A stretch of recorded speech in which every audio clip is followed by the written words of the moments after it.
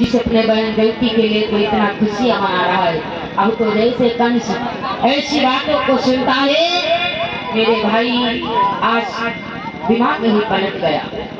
कहाँ खुशियां मना रहा था, इसी वाणी को सुन करके आज अचानक ही चकित हो गया। अपनी बहन देवकी की तरफ देखा, सोचने लगा कि ए मैं क्या सुन रहा हूँ। मैं तो अपने बहन को ससुराल को भेजने के लिए जा रहा था, लेकिन जब उसी का पुत्र मेरा काल है तो आज मैं इसको जीवित नहीं छोड़ूंगा। दौड़ करके गया, आज अपने बहन देवकी के बालों को पकड़ करके रथ के ऊपर से घसीट करके आज पृथ्वी के ऊपर जैसे ही पृथ्वी के ऊपर पटक दिया, आज देवकी देखती रह गई। अरे भैया कंस अचानक क्या हो गया।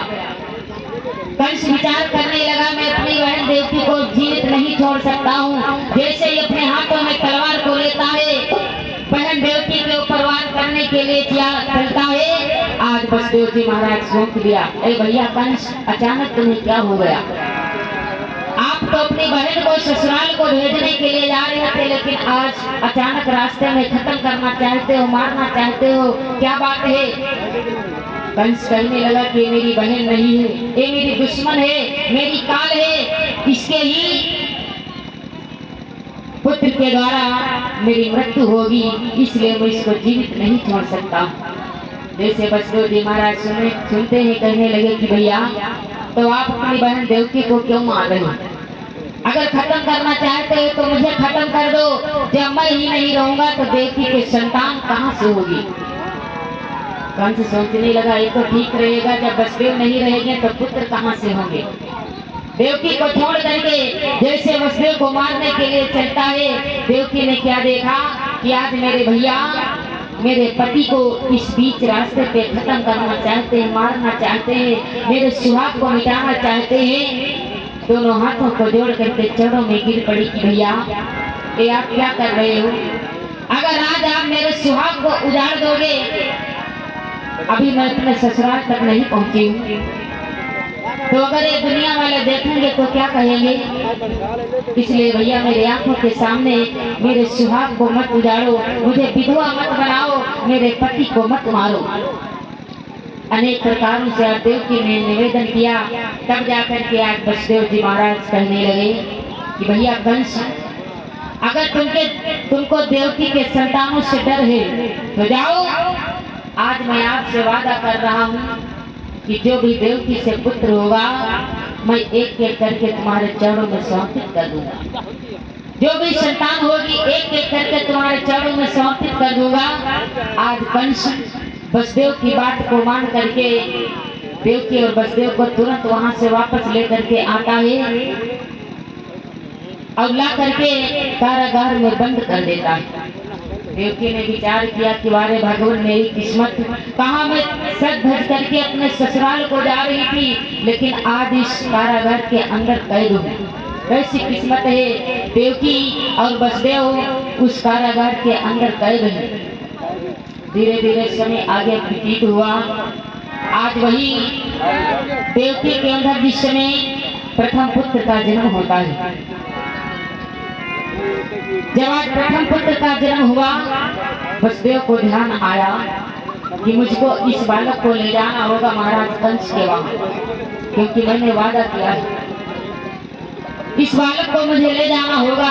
आज अपने सच्चाई के बल के ऊपर अपने वादे के हिसाब से उस बालक को लेकर के बसदेव जी महाराज आज कंस के दरबार में पहुंचते हैं। कंस अपने दरबार में बैठा है, जैसे देखा कि बसदेव जी आ रहे हैं और उनकी गोदी में एक बालक है। एक कौन हो सकता है। तब तक बसदेव जी महाराज पहुंच गए। भैया कंस जो मैंने आपसे वादा किया था, अपने वादे के हिसाब से मेरे अंदर प्रथम संतान का जन्म हुआ है, इसको मैं लेकर के आपके पास आया हूँ। आज कंस सोचने लगा कि मेरा काल तो 8वां पुत्र है और ये देवकी का प्रथम पुत्र है, इसलिए मैं इसका वध नहीं कर सकता हूँ, मैं इसे खत्म नहीं करना चाहता हूँ। ले जाओ बसदेव इसको वापस।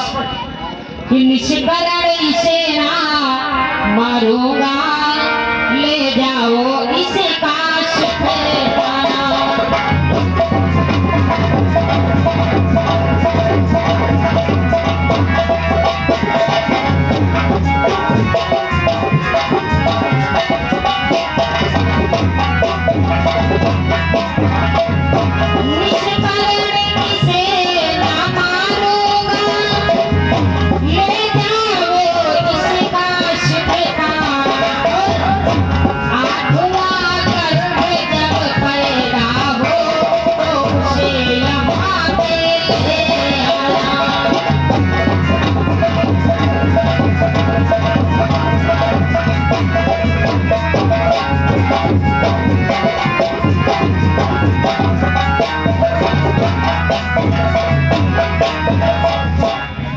वसुदेव इस बालक को ले जाओ और अपने जीवन में इसका सुख प्राप्त करना, लेकिन जब तुम्हारे अंदर 8वें पुत्र का जन्म हो जाए तो उसको लेकर के मेरे पास चले आना। वसुदेव जी महाराज ले लिया उस बालक को, वापस लौट पड़े। उधर से तो आज वसुदेव जी महाराज आ रहे हैं और इधर से कौन रास्ते में मिल गया? देवर्षि नारद। देवर्षि नारद रास्ते में मिल गए।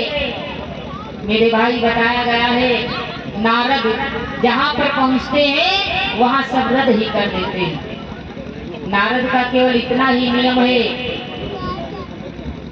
इतना ही नियम है कि जहाँ पर लड़ाई ना लगती हो, जहाँ पर लड़ाई ना लगती हो, आपस में बढ़िया बन रही हो, लड़ाई ना लग रही हो, तो नारद वहाँ पर जाकर के लड़ाई लगवा देते थे। इधर की बात उधर और उधर की बात उधर।